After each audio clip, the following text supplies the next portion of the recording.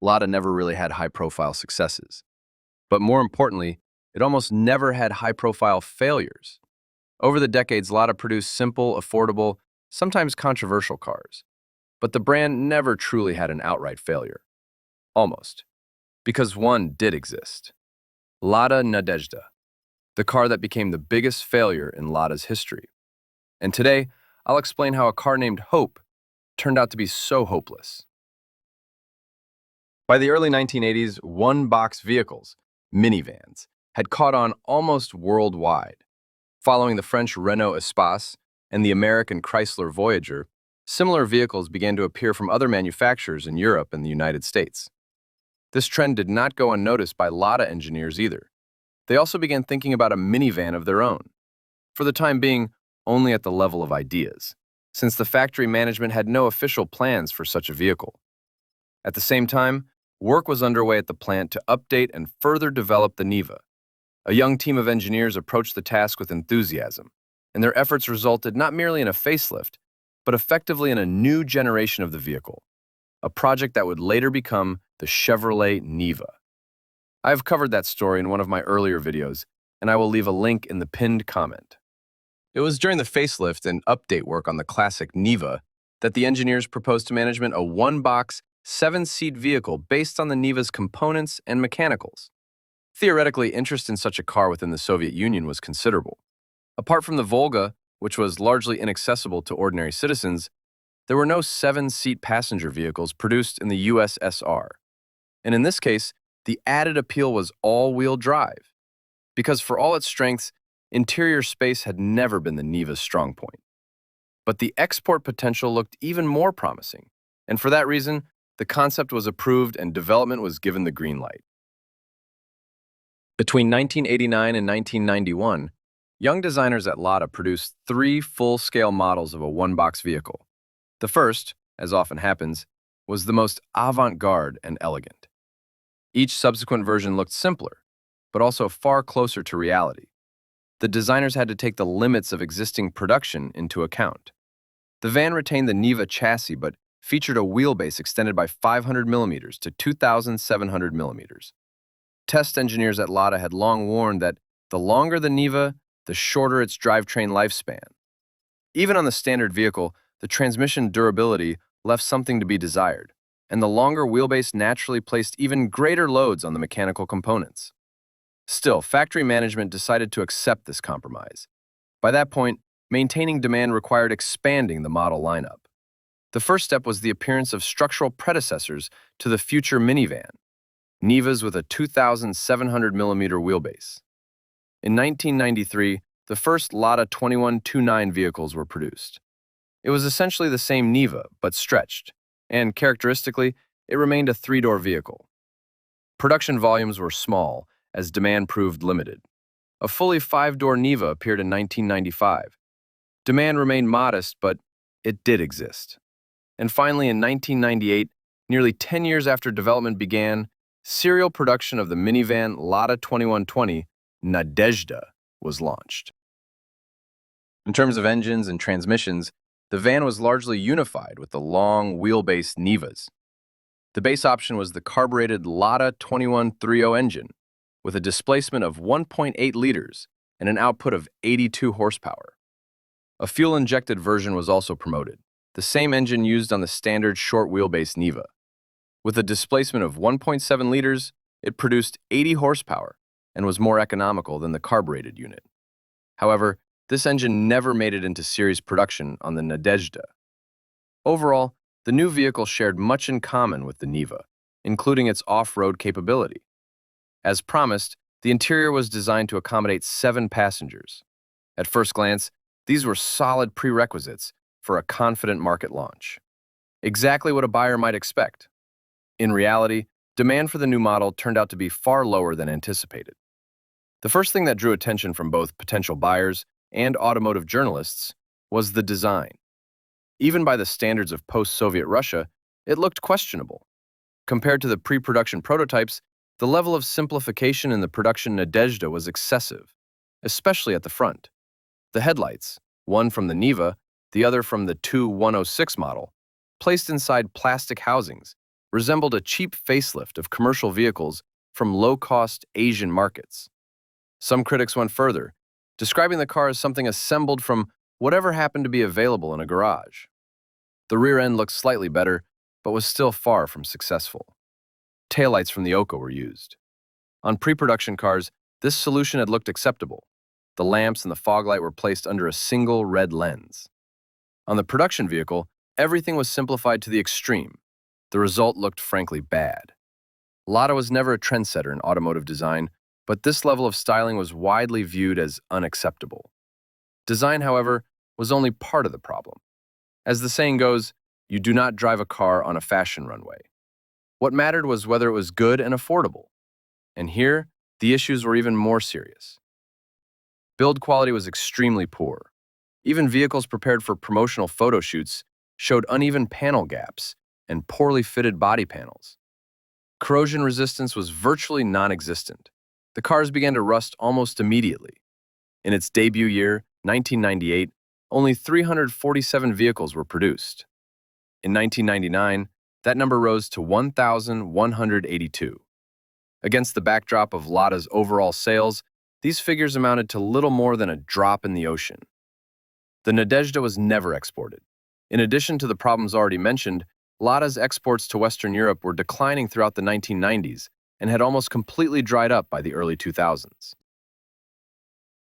The situation with the design and build quality of the Nadezhda looked especially puzzling given that, around the same time, the Togliatti plant had launched the Lada 2110, a model that, by the standards of the era, offered a reasonably modern design and noticeably better assembly quality.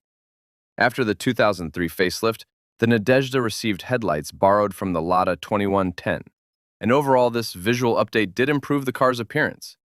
However, the core shortcomings could not be solved by restyling alone. Too many of them were built into the platform itself. The rear seats were extremely cramped, while the luggage compartment in the 7-seat configuration was minimal. An unfortunate combination of thick front pillars and the driver's seating position resulted in mediocre outward visibility, which was particularly inconvenient in urban driving. On top of that, the ventilation system clearly struggled with such a large interior, especially given that the rear side windows did not open. The Nadezhda was 240 kilograms heavier than the short-wheelbase Niva, and even with the 82 horsepower engine, it did not feel especially lively. Official figures listed acceleration from 0 to 100 kilometers per hour in 15 seconds, with a top speed of 140 kilometers per hour. Off-road capability remained broadly comparable to that of the Niva, but the familiar noise and vibration levels became even more pronounced. At the same time, the Nadezhda did have one notable distinction. It became the first Togliatti-built Lada to be equipped with power steering as standard. Sales of the minivan remained low. Dealers were reluctant to take the Nadezhda. Cars sat on lots for months, and even the sellers themselves often had no clear idea how, or to whom, to market it.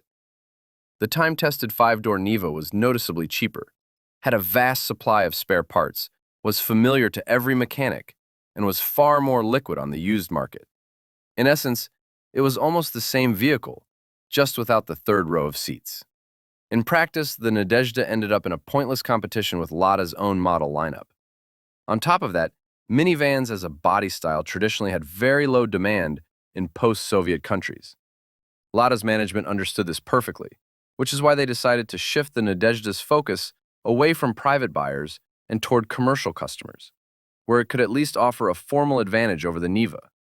That said, production of the standard Nadezhda was not discontinued. A special version called Lada Manager was prepared for a Moscow exhibition.